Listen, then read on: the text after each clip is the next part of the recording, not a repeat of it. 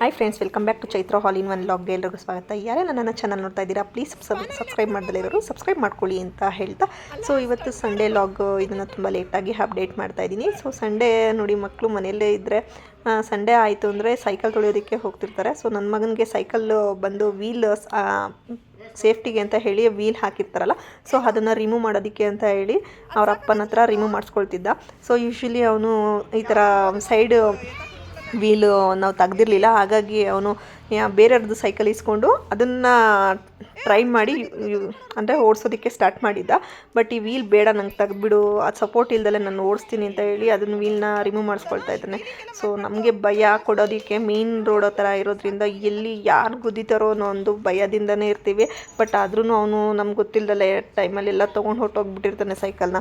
So ಹಾಗಾಗಿ ನೋಡಿ ಅದನ್ನು ರಿಮೂವ್ ಮಾಡಿಸ್ಕೊಳ್ತಾ ಇದ್ದಾನೆ ಅವ್ರ ಅಪ್ಪನ ಕೈಲಿ.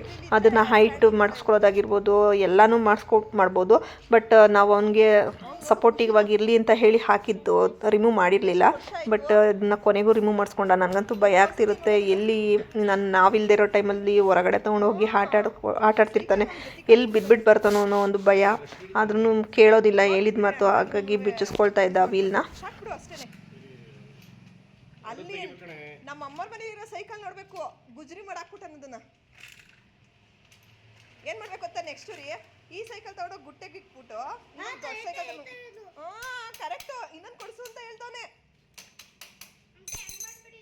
ನೋಡಿ. ಆಗಲೇ ಫ್ರೆಂಡ್ಸ್ ಗ್ಯಾಂಗೆಲ್ಲ ಯಾವ ಥರ ಬಂದು ಸೇರ್ಕೊಂಬಿಟ್ಟಿದ್ದಾರೆ ಅಂತ ಹೇಳಿ. ಸೊ ಸಂಡೇ ಆಯಿತು ಅಂತಂದರೆ ಫುಲ್ಲು ರೌಂಡ್ ಹೊಡಿಯೋದೇ ಆಗಿರುತ್ತೆ ಇವ್ರುಗಳ್ದು. ಸೊ ಮಗ ಸೈಕಲ್ ತುಳಿತಾ ಇದ್ದ ಅಂತ ಹೇಳಿ ನಾವಿಲ್ಲಿ ಸ್ವಲ್ಪ ಕ್ಲೀನ್ ಮಾಡ್ಕೊಳ್ತಾ ಇದ್ವಿ. ಈ ಥರ ಸಿಲಿಂಡರ್ ಎಲ್ಲ ಇಟ್ಕೊಂಡಿದ್ದೀವಿ. ಸೊ ನಮ್ಮ ಮನೆ ರೆಂಟರ್ದೆಲ್ಲ ಸಿಲಿಂಡರು ಮತ್ತು ನಮ್ಮದು ಎಲ್ಲ ಸಿಲಿಂಡರ್ ನಾವು ಈ ಥರ ಔಟ್ಸೈಡ್ ಇಟ್ಕೊಂಡಿರೋಂಥದ್ದು. ಸೊ ನಾವು ಯಾಕೆ ಔಟ್ಸೈಡು ಈ ಥರ ಮಾಡಿಸಿದ್ದೀವಿ, ಯಾವುದೇ ಕಾರಣಕ್ಕೂ ಮೇಲೆಲ್ಲ ಎತ್ಕೊಂಡೋಗೋ ಅಂತ ಇರೋದಿಲ್ಲ. ಸೊ ಹಾಗಾಗಿ ನಾವೆಲ್ಲ ಔಟ್ಸೈಡು ಸಿಲಿಂಡರ್ನ ಫಿಕ್ಸ್ ಮಾಡಿಸ್ಬಿಟ್ಟಿದ್ದೀವಿ. ಸೊ ಈ ಥರ ಸೇಫ್ಟಿಗೆ ಅಂತ ಹೇಳಿ ಎಲ್ಲ ನೀಟಾಗಿ ಗ್ರಿಲ್ ಮಾಡಿಸಿ ಈ ಥರ ಮಾಡಿಸ್ಕೊಂಡಿದ್ವಿ. ಸೊ ಸಂಡೇ ಬ್ರೇಕ್ಫಾಸ್ಟಿಗೆ ಅಂತ ಹೇಳಿ ತುಂಬ ಲೇಟಾಗಿ ಬ್ರೇಕ್ಫಾಸ್ಟ್ ಮಾಡ್ತೀವಿ ಸಂಡೇ ಟೈಮಲ್ಲಿ. ಯೂಶ್ವಲಿ ನನ್ನ ವ್ಲಾಗಲ್ಲಿ ನೀವು ನೋಡಿರ್ತೀರ, ಸಂಡೇ ಟೈಮಲ್ಲಿ ಏನು ಸ್ಪೆಷಲ್ಲಾಗಿ ಏನೂ ಇರೋದಿಲ್ಲ. ರೊಟ್ಟಿ ಇಲ್ಲ ಅಂದರೆ ಉಪ್ಪಿಟ್ಟು, ಈ ಥರನೇ ಮಾರ್ನಿಂಗ್ ಬ್ರೇಕ್ಫಾಸ್ಟು ಇರುತ್ತೆ. ಸೊ ಲೇಟಾಗಿ ತಿನ್ನೋದ್ರಿಂದ ಏನು ಆ ಟೈಮ್ಗೆ ಎಷ್ಟು ಬೇಗ ಆಗುತ್ತೋ ಅಷ್ಟು ಫಾಸ್ಟಾಗಿ ಇರೋವಂಥ ರೆಸಿಪಿನ ಮಾಡಿರ್ತೀನಿ ಅಷ್ಟೇ. ಇನ್ನೇನು ಅದರ್ವೈಸ್ ಎಕ್ಸ್ಟ್ರಾ ನಾನ್ ವೆಜ್ ಆಗಿರಲಿ ಮಾರ್ನಿಂಗ್ಗೆ ಮಾಡೋದಿಲ್ಲ. ಸೊ ಹಾಗಾಗಿ ಇಲ್ಲಿ ಅಡ್ಲಕಾಯಿ ಇತ್ತು, ಅಡ್ಲಕಾಯಿ ಪಲ್ಯ ಮಾಡಿ ನಂತರ ಅದಕ್ಕೆ ರೊಟ್ಟಿ ಮಾಡೋಣ ಅಂತ ಹೇಳಿ ರೊಟ್ಟಿ ಮಾಡ್ತಾ ಇದ್ದೆ.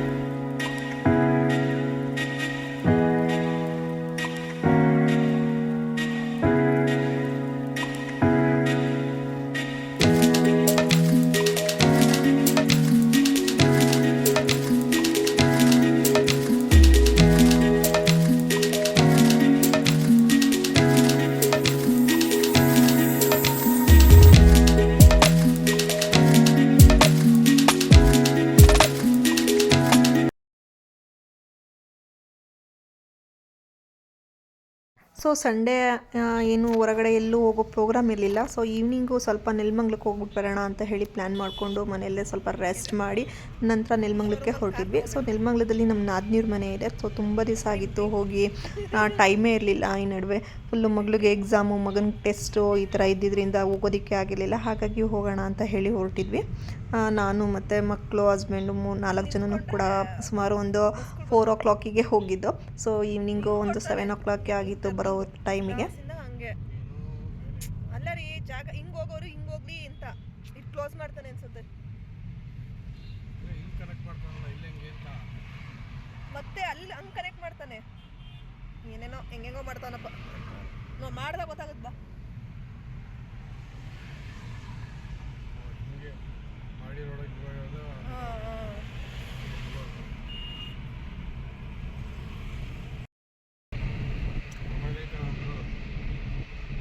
ಏನ್ ಮಾಡ್ತಾವನೆ? ಏನದು?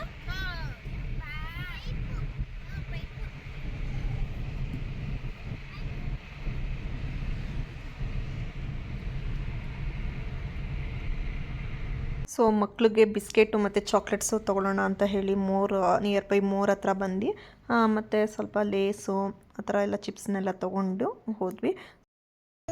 ಇಲ್ಲ ಮ್ಯಾಂಗೋ ಜ್ಯೂಸ್, ಅದು ಲೆಮನ್ ತೋರಿಸು ಕುಡಿ. ಸ್ಕೂಲು ನಾನು ಬರಪ್ಪ. ಸೊ ಇಲ್ಲಿ ಅವ್ರ ಮನೇಲೂ ಸಹ ತುಂಬ ಗಿಡಗಳು ಹಾಕಿದ್ದಾರೆ. ಸೊ ನಮ್ಮ ಅತ್ತೆ ಹಾಕಿರೋ ಅಂಥದ್ದು ಗಿಡಗಳು ಇದೆಲ್ಲ ಎಷ್ಟೊಂದು ಗಿಡ ಹಾಕಿದ್ದಾರೆ. ಟೊಮೊಟೊ ಗಿಡ ಮತ್ತು ಕನಕಾಂಬರದ್ದು ಹೂವದ ಗಿಡ ಎಲ್ಲ ತುಂಬ ಹಾಕಿದ್ದಾರೆ. ಸೊ ನಮ್ಮ ಅತ್ತೆಗೂ ಸಹ ಗಿಡಗಳಂದರೆ ತುಂಬ ಇಷ್ಟ. ಹಾಗಾಗಿ ಅವ್ರೂ ಸಹ ತುಂಬ ಗಿಡಗಳೆಲ್ಲ ಇಟ್ಕೊಂಡಿದ್ದಾರೆ. ಸೊ ನಾವು ಪ್ರತಿ ಸಾರಿ ಬಂದಾಗೆಲ್ಲನೂ ಹೂವು ಇದ್ದೇ ಇರುತ್ತೆ. ಇವರು ನಮ್ಮ ಅತ್ತೆ ಅಷ್ಟು ಚೆನ್ನಾಗಿ ಮೇಂಟೈನ್ ಮಾಡಿರ್ತಾರೆ. ಗೊಬ್ಬರ ಎಲ್ಲ ಹಾಕಿ ಅಷ್ಟು ಚೆನ್ನಾಗಿ ಮೇಂಟೈನ್ ಮಾಡಿರ್ತಾರೆ. ಅಂದರೆ ಯೂಶ್ವಲಿ ಮನೆಯಲ್ಲೇ ಇರ್ತಾರಲ್ವ, ಹಾಗಾಗಿ ಬೇಕಾದ ಟೈಮಲ್ಲೆಲ್ಲ ಫ್ರೀ ಇದ್ದಾಗೆಲ್ಲ ಅದನ್ನೆಲ್ಲ ನೀಟಾಗಿ ಕ್ಲೀನ್ ಮಾಡೋದಾಗಿರ್ಬೋದು ಎಲ್ಲ ಮಾಡ್ಕೊಳ್ತಿರ್ತಾರೆ. ಸೊ ನೋಡಿ, ಇದು ಡ್ರ್ಯಾಗನ್ ಫ್ರೂಟ್ ಗಿಡ ಬಂದು ನಮ್ಮ ಮನೇಲಿ ಇದ್ದಿದ್ದ ಗಿಡನ ತೊಗೊಂಡು ಹಾಕಿದ್ದಾರೆ. ಸ್ವಲ್ಪ ಚಿಗುರು ಎಲ್ಲ ಬಂದಿದೆ ಇವಾಗ.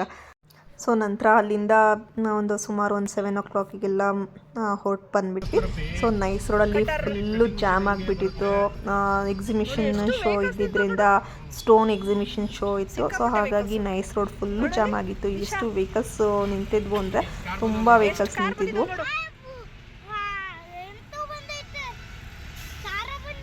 ಸಿಕ್ಕಾಪಟ್ಟೆ ಕಾರ್ಗಳು ಬಂದಿದ್ದಾವೆ ನೋಡ್ರಿ. ಇವರೆಲ್ಲ ಅದಕ್ಕೆ ಜಾಮ್ ಆಗ್ತಾ ಇರೋದು.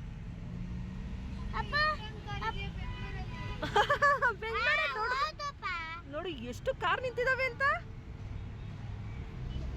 ಮೈ ಗಾಡ್, ಎಷ್ಟಿದ್ರು ಸಾಕಾಗಲ್ವೇನೋ ಜನಕ್ಕೆ ಜಾಗ.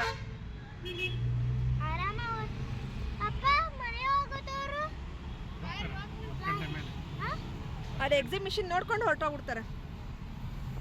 ಇಲ್ಲಿ ನೋಡಿ, ಇಲ್ಲಿ ಟ್ರಾಫಿಕ್ಕು, ಆಂಬುಲೆನ್ಸು, ದೇವ್ರೇ.